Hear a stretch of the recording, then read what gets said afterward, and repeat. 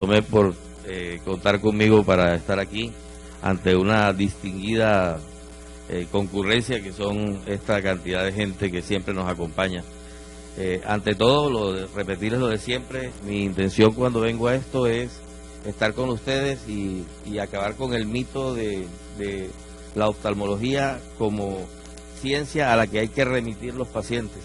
Entonces, la oftalmología es una especialidad médica como cualquiera que puede ser manejada por todos nosotros y por lo tanto yo pienso que entre más nos informemos acerca de estas patologías, más vamos a poder manejar este tipo de patologías en nuestra consulta y en nuestras urgencias.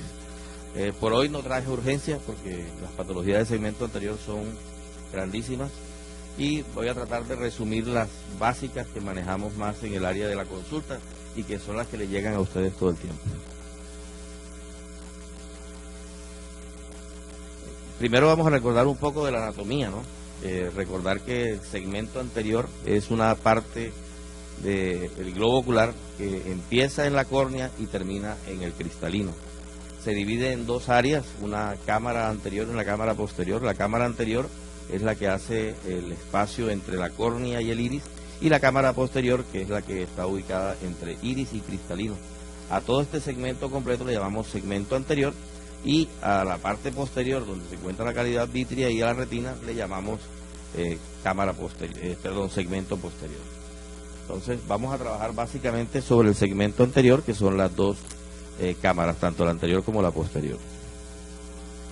Y lo importante es saber que nuestra función como médicos, como base, es la educación, ¿verdad? El cuidado de la salud familiar, el desarrollo de programas de atención, la dirección y detección del manejo de una patología que se nos olvida en la consulta y que se llama ambliopía, la asistencia al paciente crónico, la necesidad que tienen todos los cuarentones y de ahí en adelante a ir a una detección de su agudeza visual por un vicio que se llama refracción y a aprender a detectar y a derivar patologías oftálmicas y oftalmológicas, pero que realmente sean derivables al oftalmólogo. La evaluación, por lo general en el consultorio de oftalmología, se hace con biomicroscopía y oftalmoscopía. La biomicroscopía con el aparato que tenemos arriba, a mano izquierda, que se llama biomicroscopio o lámpara de hendidura, y la parte de abajo tenemos el oftalmoscopio. Podemos hacerlo tan sencillo como con una tirilla de fluoresceína para poder teñir los epitelios corneales, y debemos recordar que los anestésicos se usan solamente cuando ya tenemos certeza de que no hay patología suficientemente complicada del segmento anterior para necesitar el concurso del especialista. Entonces, la primera patología y la más común de todas es el chalacio, que es la lesión inflamatoria provocada por la obstrucción de las glándulas de Meibomian, que hace retención de las secreciones sebáceas. Recuerden que este es un evento indoloro, entonces a la exploración vamos a encontrar la masa indolora, ¿verdad?, indurada, y que por lo general está en la placa tarsal, nunca está en los bordes, siempre está embebida en la placa tarsal, ¿verdad? Al examinarlo podemos dar que es una característica de un granuloma, como si fuera un granuloma piógeno, pero realmente es una patología no dolorosa. Cuando estamos ante una patología dolorosa no podemos pensar en un chalacio.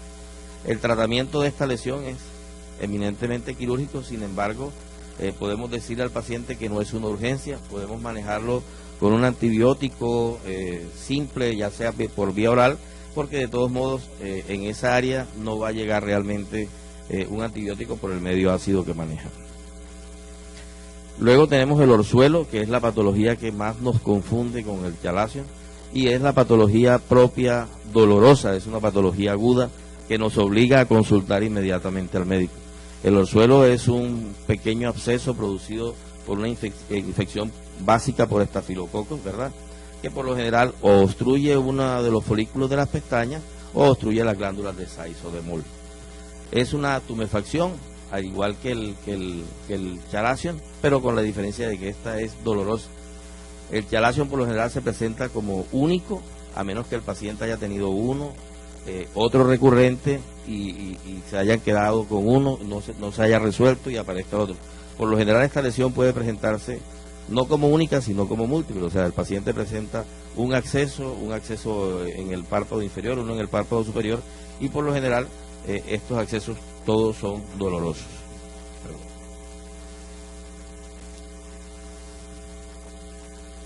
El tratamiento por lo general se usa de antibióticos tópicos.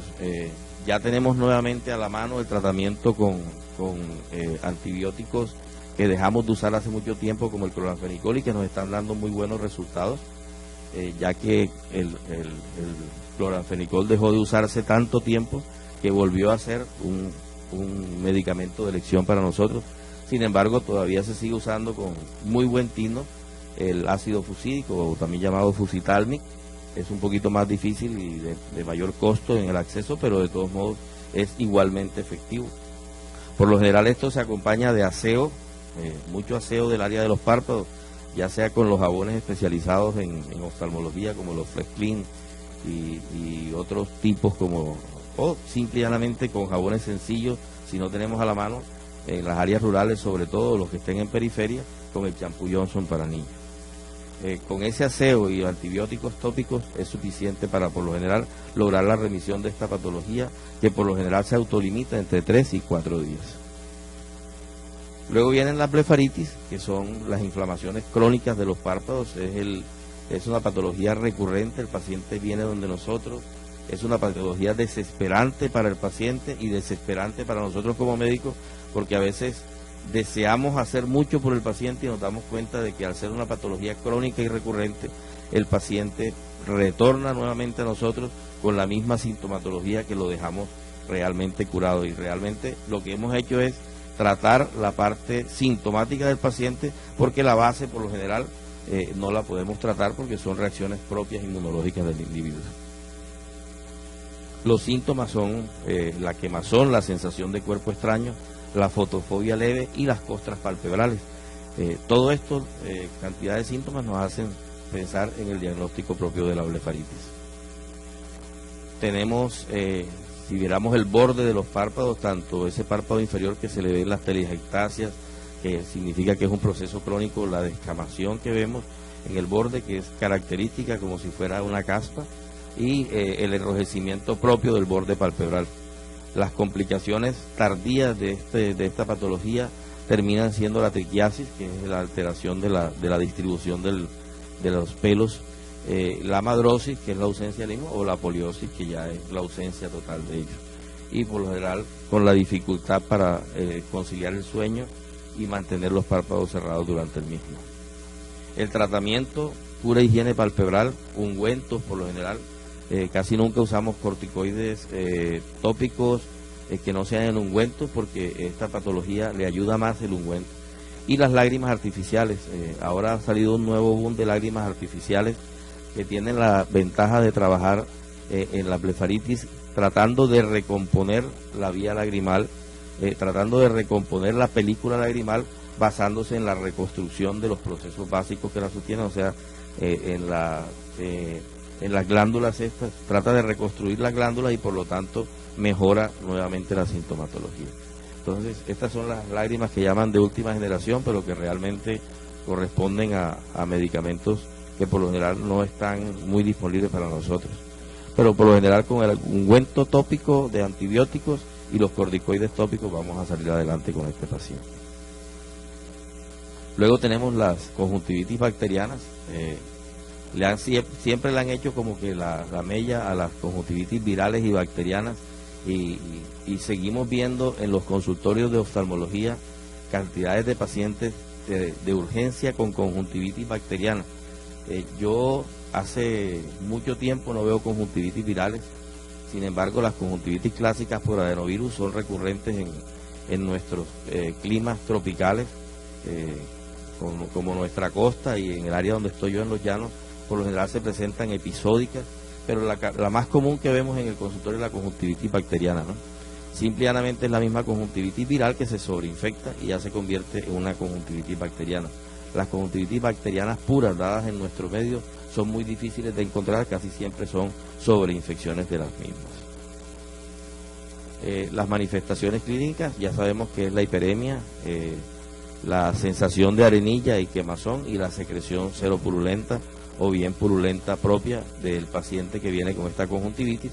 También puede existir cuando ya hay compromiso de la película lagrimal por el proceso muy agudo que se empieza a resecar la película lagrimal, o también cuando hay infiltración de la córnea podemos estar ante una fotofobia.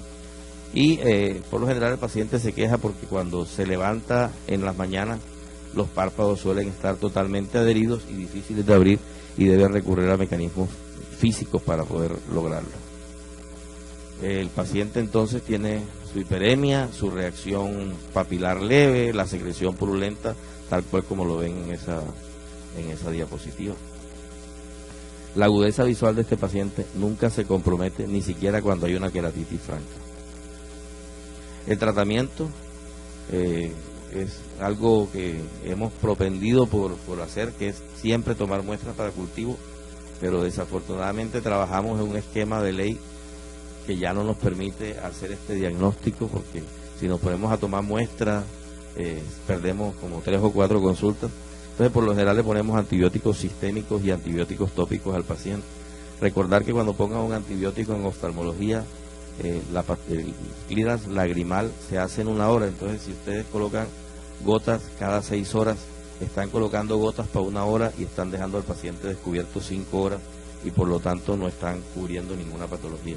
Por lo general le tenemos miedo a mandar antibióticos horarios. Mandemos antibióticos horarios, que no le va a pasar nada al paciente, salvo que pueda presentar a los 4 o 5 días por toxicidad una queratitis punctata, que se va a aliviar mucho más rápido que la complicación que podemos tener por la conjuntivitis, que es la profundización de la misma.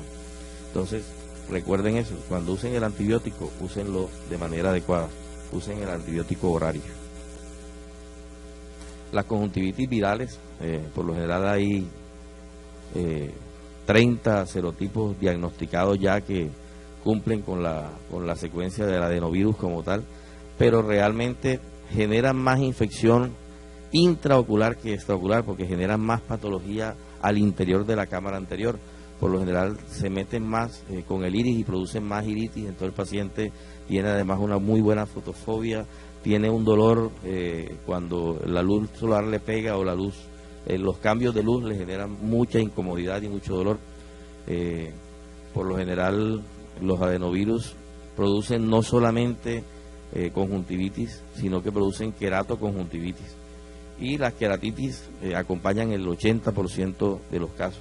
Recordar que los adenovirus son altamente contagiosos, así que cuando tengamos un paciente con una conjuntivitis viral, debemos sacarlo de su área de trabajo si no queremos tener 50 pacientes si trabaja con 50 personas en forma rápida.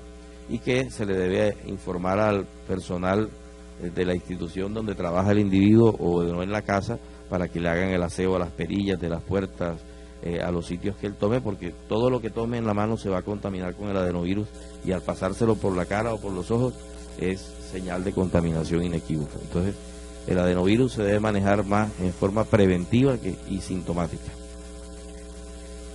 Por lo general producen estas conjuntivitis bien floridas, como la del lado izquierdo de la pantalla, la mitad izquierda, donde vemos que hay una inyección periciliar, una inyección perilimbar muy amplia, y también el lado derecho vemos ya la complicación más común, que es la queratitis, que es el compromiso más grande de los adenovirus. Es lo que hace que el paciente pierda un poquito su agudeza visual, empieza a ver un poquito de turbio. El tratamiento, pues, como los adenovirus, prácticamente un tratamiento sintomático, le pega muy bien el corticoide tópico, en dosis bajas, pueden ser corticoides florados para que no penetren y no hagan cambios hipertensivos oculares, y las lágrimas artificiales ayudan muchísimo para la sensación de resequedad. Y luego tenemos el otro coco, que es el de la conjuntivitis alérgica. Las conjuntivitis alérgicas son una respuesta de hipersensibilidad, no se van a curar nunca. El paciente hay que hablarle claro, sobre todo a las madres, y decirle, y a los padres, decirle: recuerde, señor, que empieza conmigo un tratamiento, va a llegar un momento en que usted se va a desesperar y se va a aburrir, va a buscar otro colega y luego va a visitar varios colegas para que le traten de curar la enfermedad a su hijo o a su familiar, y va a regresar después donde mí nuevamente aburrida porque nadie más le ha dado la solución, y probablemente se acuerde que en algún momento estuvo aquí, que yo la traté, que le dije esto y que usted sintió algo de mejoría en su paciente. Entonces esa señora va a terminar agradecida con ustedes, va a quedarse mucho más tiempo con ustedes, aunque a la postre va a terminar yéndose a algún otro colega o pidiendo la remisión a oftalmología para que la traten en forma adecuada. No vamos a hacer nada diferente a lo que hacen ustedes, que es colocar estos antialérgicos tópicos, ¿verdad? Que es de manejo de ustedes, lo mismo que los antialérgicos orales.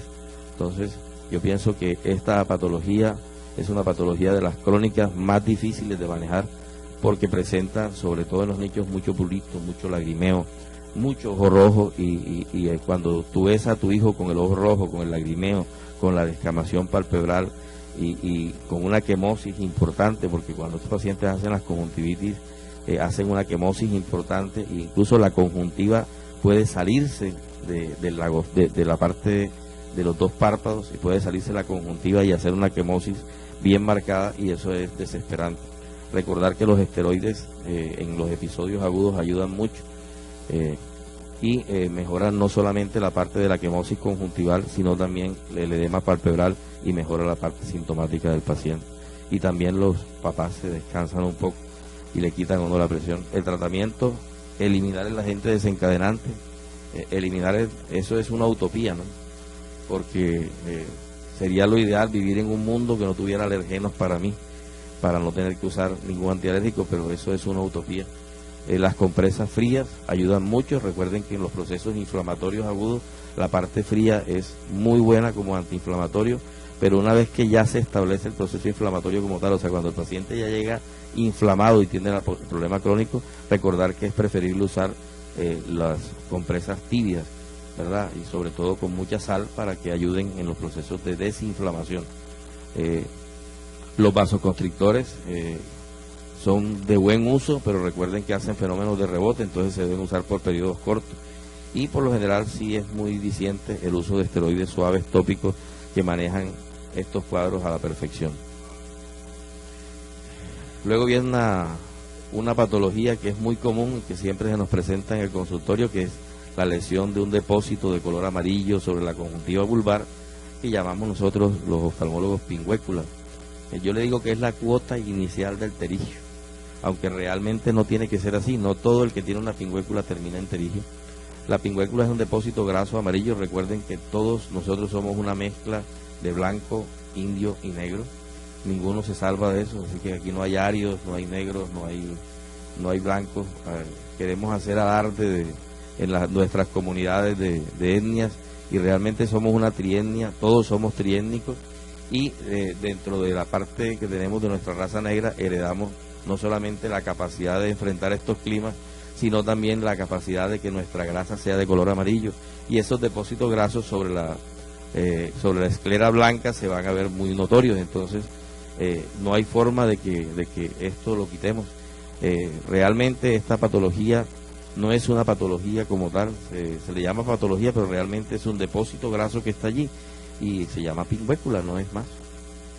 El tratamiento o el examen, por lo general, si le hacemos histopatología a eso, vamos a encontrar calcificaciones en algunos casos, adelgazamiento del epitelio que está ahí subyacente y degeneraciones de algunas fibras, pero por lo general nadie le hace una patología a una pingüécula, porque a menos que uno esté urgido de pagar la cuota del carro, es muy difícil llevar al quirófano a un paciente con una pingüécula.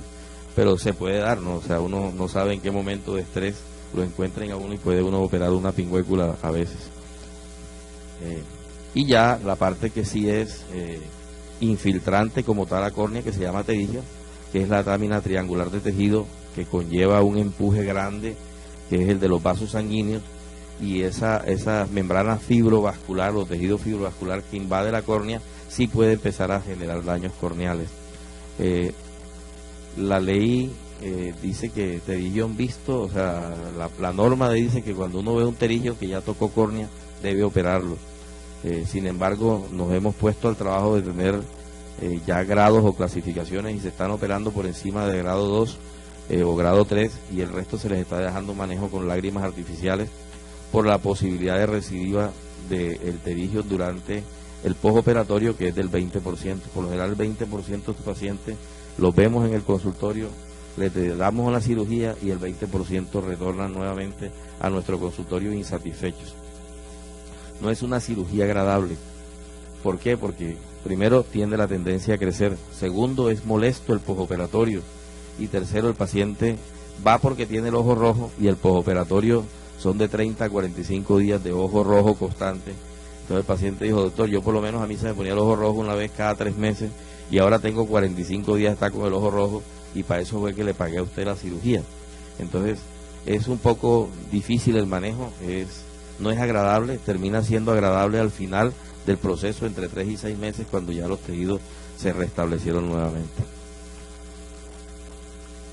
Por debajo de la lesión recuerden que está la córnea y la córnea tiene una membrana que es la de Bowman, que es una lámina corneal superficial que se deteriora y por eso debemos, cuando se toca córnea, tratar de propender por quitar el terigio y recuperar esa córnea en forma completa.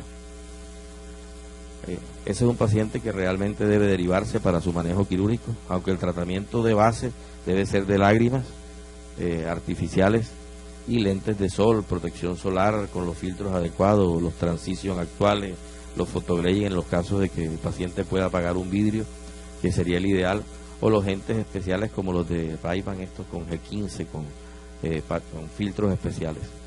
Pero luego vemos la patología, que es la patología lagrimal, que hay 2 grandes grupos. La patología lagrimal de niños, es el bebé recién nacido, que la madre lo trae porque desde su nacimiento lagrimea, se llena de secreciones, le da infecciones en los ojos y se mantiene infectado todo el tiempo y ustedes le mandan gotas, mejora y vuelve otra vez y mejora. Esa patología se maneja en forma conservadora.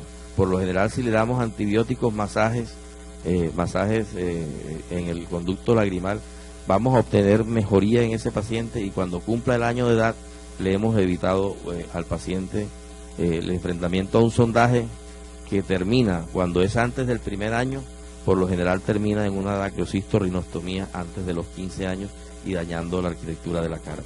Entonces, tratemos de mantener ese paciente con antibióticos tópicos todo el tiempo, mantenerlo con masajes todo el tiempo hasta que cumpla el año de edad y verán que el 90 o 95% de estos pacientes terminan desarrollando satisfactoriamente su estrechez lagrimal o su dificultad lagrimal termina pasando en forma satisfactoria. En cuanto ya el adulto, ya cuando hay obstrucción de la vía lagrimal, ¿verdad?, ya sea por lesiones presaculares o por lesiones saculares o lesiones subsaculares que ya tienen que ver con la parte de otorrino, ya son manejos directamente por el oftalmólogo. Lo mismo cuando hay traumas de la vía lagrimal porque un perro o un golpe o algo le hizo el manejo de lo mismo. Y cuando haya una dacrocititis crónica por encima del primer año de edad. Ahí sí, la causa principal es el lagrimeo y la epífora. Recordar que el lagrimeo es el aumento de la producción de lágrimas sin que se salga y la epífora es la disminución de la salida de la lágrima y por lo tanto ahí sí empieza a salirse. O sea, epífora llamamos cuando se sale la lágrima y la otra cuando el ojo permanece encharcado pero la lágrima permanece dentro del sitio donde corresponde. Recuerden que la película lagrimal tiene 5 capas que permiten que uno tenga una muy buena visión, así que cuando tenemos una alteración de la película lagrimal, por lo general alteramos la córnea y por lo tanto también vamos a alterar la visión del paciente. La película lagrimal es una película que tiene una curvatura propia y alcanza hasta una dioptría, o sea que cuando usamos un lente de contacto, por lo general corregimos esa dioptría de más que tiene la película lagrimal porque el lente sobrenada en la película lagrimal y por eso hacemos las correcciones y bajamos o subimos el valor del lente de contacto para poder compensar la película lagrimal. Pero en estos pacientes, por lo general la película lagrimal está alterada y en estos pacientes el tratamiento sustitutivo de la vía lagrimal o de la película lagrimal debe ser completo para mejorar su eje visual.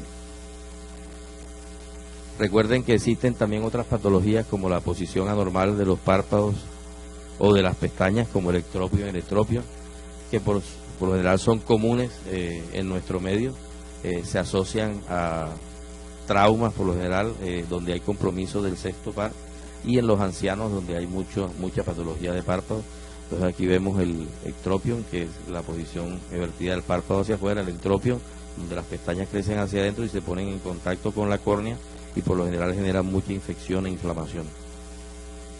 Estos cuadros, en los casos leves, por lo general se manejan simplemente, aquí les pongo tecnólogo médico, incluso por auxiliar paramédico, porque por lo general se tiene que hacer es mucho aseo. En los cuadros avanzados ya hay que hacer derivación a oftalmología, incluso hay unos cuadros en que ni siquiera la derivación a oftalmología sirve y hay que pasarlos a orbitoplástica o oculoplástica, que es una subespecialidad. Entonces los cuadros leves deben hacerse con el destape o el sondaje de la vía lagrimal, el masaje, y ya los cuadros inflamatorios crónicos o severos o avanzados ya se deben manejar con cirugía. Bueno, eso era todo por hoy. Muchas gracias a ustedes por haberme escuchado la cháchara. Gracias al doctor Verdeza. Queremos